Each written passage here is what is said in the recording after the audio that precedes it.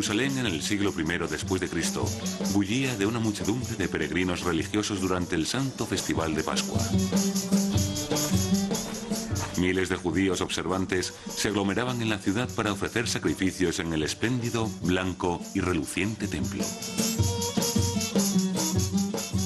Originariamente construido por el rey Salomón, el templo había sido enormemente ampliado y embellecido por Herodes el Grande, que ocupó 2 valles y construyó enormes plataformas artificiales para albergar los sagrados edificios.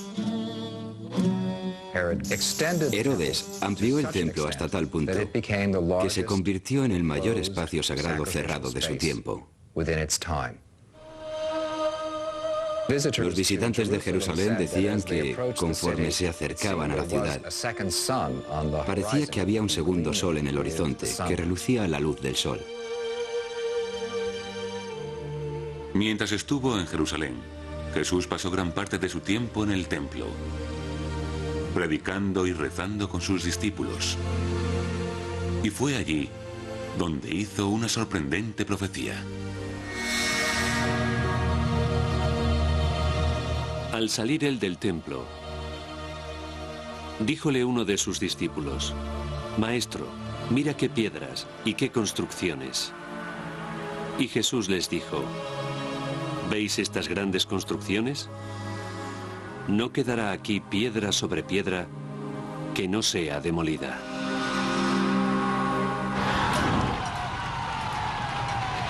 Tal como predijo Jesús, en el año 70 después de Cristo, menos de 40 años después de su muerte, los soldados romanos incendiaron Jerusalén y derribaron el templo de Herodes. Luego, las fuerzas islámicas invadieron la ciudad en el 638 y construyeron las espléndidas Cúpula de la Roca y Mezquita al-Aqsa sobre el monte del templo, sellando bajo sus cimientos cualquier resto del templo que Jesús conoció. No hay pruebas visibles del templo de Herodes porque los romanos lo desmantelaron. Y en el lugar donde estuvo el templo ahora tenemos la Cúpula de la Roca. A menos que el edificio sea eliminado, no hay forma de averiguar dónde estaba el templo. Pero algunos seductores indicios lograron perdurar. En 1838, el especialista en textos bíblicos, Edward Robinson, identificó una extraña obra de mampostería que sobresalía como parte de un arco del templo de Herodes.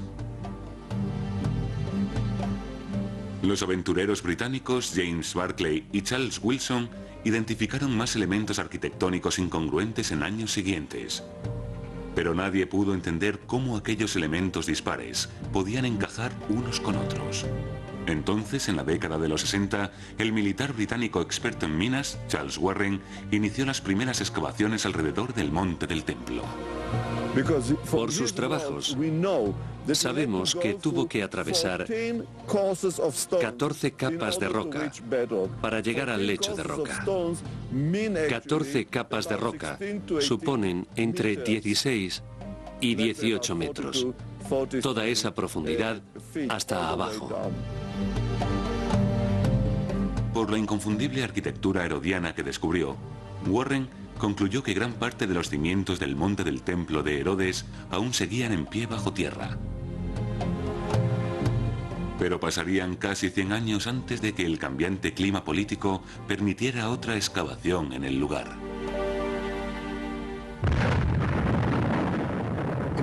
En 1967 se inició la Guerra de los 6 días y entonces los israelíes controlaron la ciudad antigua.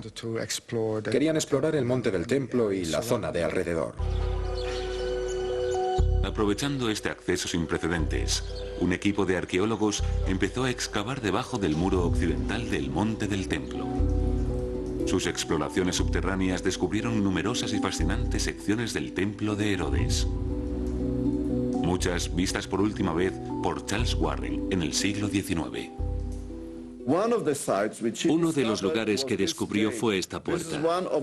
Esta es una de las 4 puertas que conducían fuera del monte del templo y que es mencionada por Josefo Flavio, el historiador judío del siglo I después de Cristo, y delante de la que había una pequeña plaza construida por Herodes el Grande. Aún son visibles las losas de Herodes que brillan más que ninguna otra piedra. Eso se debe a que se usaron durante mucho tiempo. Los excavadores señalan que esta puerta, que estaba a ras del suelo en tiempos de Jesús, ahora yace enterrada bajo las arenas del tiempo. 2000 largos años. Esta es la calle Herodiana, lo que supone que Jesús, sin duda, anduvo sobre las losas que vemos aquí. Esto no tiene nada que ver con la espiritualidad, es el hecho físico en sí. Estamos andando por donde lo hizo Cristo hace 2000 años. Esta es una confirmación que solo la arqueología puede hacer, la confirmación de los lugares santos. Abriendo un túnel más profundo, los excavadores hicieron su descubrimiento más asombroso. Una serie de piedras enormemente grandes a las que denominaron la hilada maestra. En este punto empieza la piedra. Esta es la más grande de todas. Mide más de 12 metros de largo. Y podemos andar y andar todo el tiempo. Se puede andar por ella todo el tiempo. Yo lo estoy haciendo. A lo largo de una misma piedra. Es emocionante pensar que andamos todo el tiempo a lo largo de una sola piedra. Justo hasta aquí. En este punto termina esta enorme piedra, tras recorrer más de 12 metros. Tiene 4 metros de ancho y 3 metros de altura. El peso de esta piedra debe rozar las 600 toneladas métricas. Pero ¿extrajeron los constructores de Herodes estas 4 enormes piedras y las colocaron en este lugar exacto? Lo hicieron porque sirven de contrafuerte a la bóveda dentro del monte del templo. No se usaron piedras tan enormes en ninguna otra parte, así que debió tener una razón muy poderosa para invertir todo ese trabajo en poner estas 4 piedras juntas. Mientras el equipo de Bach trabajaba bajo tierra, otro grupo de arqueólogos excavaba meticulosamente a ras de suelo alrededor del monte del templo.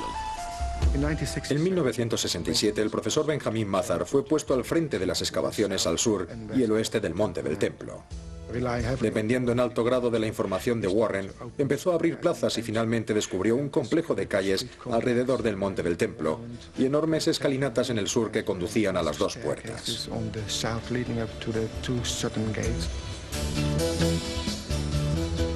Podemos decir que Jesús subió por estos peldaños o que anduvo por estas calles. Eso es absolutamente cierto y le confiere una santidad especial al lugar. Cerca de las grandes escalinatas, los excavadores descubrieron pruebas de la destrucción romana del templo en el año 70 después de Cristo. Montones de piedras, arrojadas desde la parte alta del monte del templo, eran apenas otro recordatorio de la violenta destrucción. Un día estaba trabajando allí mirando hacia arriba cuando vi el entorno de un arco quemado en el muro. Los romanos debieron poner muchísima broza dentro de esas tiendas y prenderlas con una tea. Todo empezaría a arder dejándonos la huella del interior de las tiendas. Así que valiéndome de esos arcos quemados pude reconstruir sin ninguna fisura cómo estaban dispuestas las tiendas a lo largo del muro del sur. Ese fue mi primer, a mi entender, mi descubrimiento más importante, lo que me aficionó realmente a la arquitectura antigua. Sintetizando sus propias investigaciones con textos antiguos y más de 50 años de datos arqueológicos, el Dr. Rittmeyer creó una serie de interpretaciones arquitectónicas del monte del templo en tiempos de Jesús y finalmente las piezas del rompecabezas encajaron. Vemos el arco de Robinson con una escalinata que baja a la calle Herodina. Y el arco de Barclay, que tiene una pequeña escalinata ascendente, y dentro de esta puerta hay una escalera en forma de L que nos lleva a la parte superior del monte del templo. Este es el arco de Wilson. Forma parte de un puente que cruza el valle Tiropeán e iba directo hasta la ciudad alta donde solían vivir todos los sacerdotes. Y esta es la puerta de Warren. Así que estas son las 4 puertas que Josefo nos dice que estaban en el muro occidental y todas han sido encontradas. Pero el trabajo de Rittmeyer no carece de polémica, especialmente cuando sostiene que el Sancta Sanctorum, el edificio más grande en el templo judío, estaba en el lugar exacto donde se levanta la sagrada cúpula de la roca musulmana. También se hace referencia a la roca en las fuentes antiguas como la roca fundamental. Así que pensé, bueno, eso deben ser los cimientos del templo. Y si la roca es más grande que el interior del Santo Sanctorum, entonces al menos uno de los muros debió ser construido sobre la propia roca. Me llevó 20 años llegar a esa conclusión. Y entonces empecé a mirar la roca y se pueden ver esas zonas horizontales en la parte sur de ella. Tienen 3 metros de ancho, que es exactamente el grosor del muro del templo. Luego, mirando de nuevo las fotos, justo en el centro encontré una depresión rectangular que tenía exactamente las medidas del arca de la alianza. 2 codos y medio por 1,5. De modo que sabemos dónde se alzaban los templos de Salomón y luego el de Herodes, donde hoy día se encuentra la cúpula de la roca. Los hallazgos de Rittmeyer no contribuyen a disminuir la tensión entre judíos y musulmanes por el control del monte del templo. Solo me interesa dónde estaba el templo desde un punto de vista arqueológico y arquitectónico, y me atengo a mis hallazgos, pero es un asunto muy delicado y hay que tener mucho cuidado cómo lidiamos con él.